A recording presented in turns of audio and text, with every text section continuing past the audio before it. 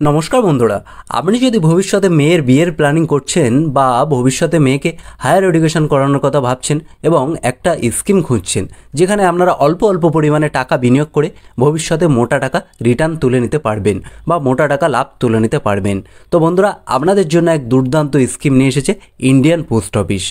এখানে কিন্তু টাকা বিনিয়োগ করলে আপনার মেয়ের ভবিষ্যৎ গড়ে যাবে। হ্যাঁ বন্ধুরা, আপনার মেয়ের ভবিষ্যৎ এই স্কিমে টাকা বিনিয়োগ করলে কিন্তু গড়ে যাবে।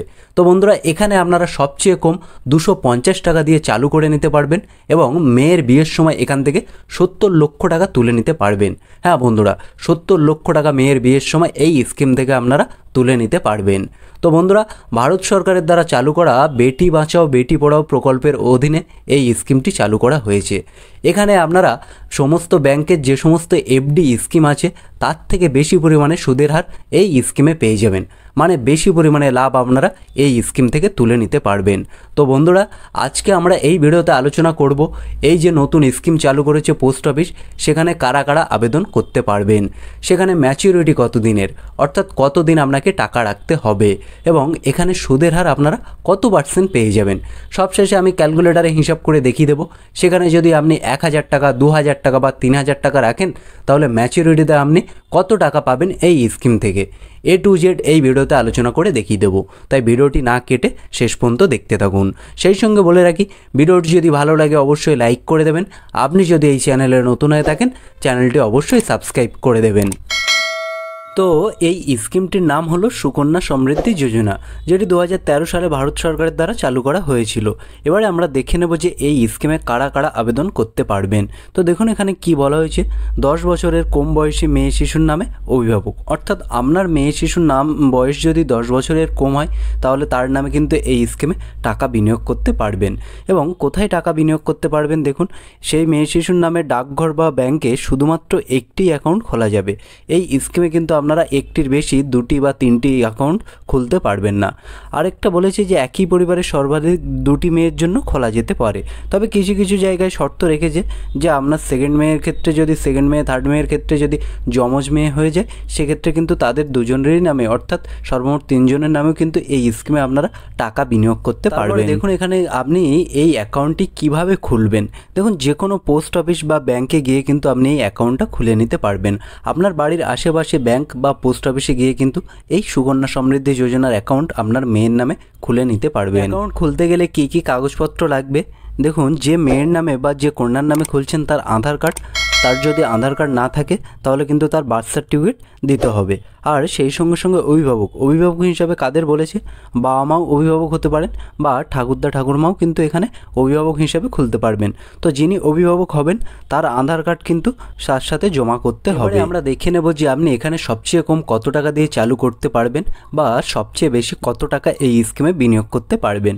তো দেখুন এখানে কি বলা হয়েছে, সর্বনিম্ন কত বলেছে 250 টাকা, 250 টাকা দিয়ে আপনি এই স্কিম চালু করতে পারবেন এবং সর্বোচ্চ 1,50,000 প্রতি বছর, অর্থাৎ একটি বছরে আপনি সবচেয়ে কম 250 টাকা এবং সবচেয়ে বেশি 1.5 লক্ষ টাকা রাখতে পারবেন। 1.5 লক্ষ টাকার বেশি পরিমাণে টাকা কিন্তু এই স্কিমে আপনি বিনিয়োগ করতে পারবেন না। তবে আরেকটা জিনিস বলেছে, আপনি যদি কোনো এক বছরে এই মিনিমাম 250 টাকা না দেন সেক্ষেত্রে কিন্তু আপনার অ্যাকাউন্ট বন্ধ হয়ে যাবে। আপনি যদি পরবর্তীকালে অ্যাকাউন্টটা খুলতে চান বা এই স্কিমে আবার করে টাকা বিনিয়োগ করতে চান তাহলে আপনাকে কিন্তু 50 টাকা জরিমানা দিতে হবে, তবেই কিন্তু আপনি এই স্কিমটা আবার করে চালু করতে পারবেন। এবং এখানে কিন্তু আপনারা আয়কর আইনের 80C ধারা অনুযায়ী ট্যাক্সে ছাড় পেয়ে যাবেন। এবারে আমরা দেখে নেব সবচেয়ে গুরুত্বপূর্ণ জিনিস, এই স্কিমের পরিপক্কতা বা মেয়াদ বা ম্যাচুরিটি কতদিনের আছে। তো দেখুন বন্ধুরা, যেদিন আপনারা অ্যাকাউন্ট খুলবেন সেখান থেকে কিন্তু 14 বছর আপনাকে টাকা দিতে হবে এবং তারপরে গিয়ে কিন্তু 7 বছরের ওয়েটিং পিরিয়ড, অর্থাৎ 14 আর 7 21 বছর কিন্তু আপনার ম্যাচুরিটি। 21 বছর সম্পূর্ণ হলে আপনি সুদসহ মূল টাকাটা ফেরত পেয়ে যাবেন। তবে আপনারা 21 বছরের আগেও টাকা তুলতে পারবেন। সেক্ষেত্রে যদি আপনার কন্যা সন্তানের বয়স 18 বছর পূর্ণ হয় সেক্ষেত্রে তার বিয়ে হলেও বা না হলেও কিন্তু আপনি 50% টাকা তুলতে পারবেন। বাকি 50% টাকা কিন্তু 21 বছর কমপ্লিট হয়ে গেলে তারপরেই তুলতে পারবেন, তার আগে কিন্তু আপনারা তুলতে পারবেন না। দেখুন বন্ধুরা, এখানে আপনারা সুদের হার কতটা পাবেন দেখুন, 1/1/2025 থেকে সুদের হার। তো দেখুন এখানে বার্ষিক 8.2% হারে কিন্তু সুদের হার আপনারা পেয়ে যাবেন, যেটা বিভিন্ন ব্যাংকের পোস্ট অফিসের যে সমস্ত এফডি স্কিম আছে তার থেকে কিন্তু বেশি পরিমাণে সুদের হার এই স্কিমে পেয়ে যাবেন। দেখুন 8.2% হারে সুদের হার কিন্তু আপনারা এই স্কিম থেকে তুলে নিতে পারবেন। এবারে এই হিসাবটা দেখলে আপনারা পুরো বিষয়টা বুঝে যাবেন।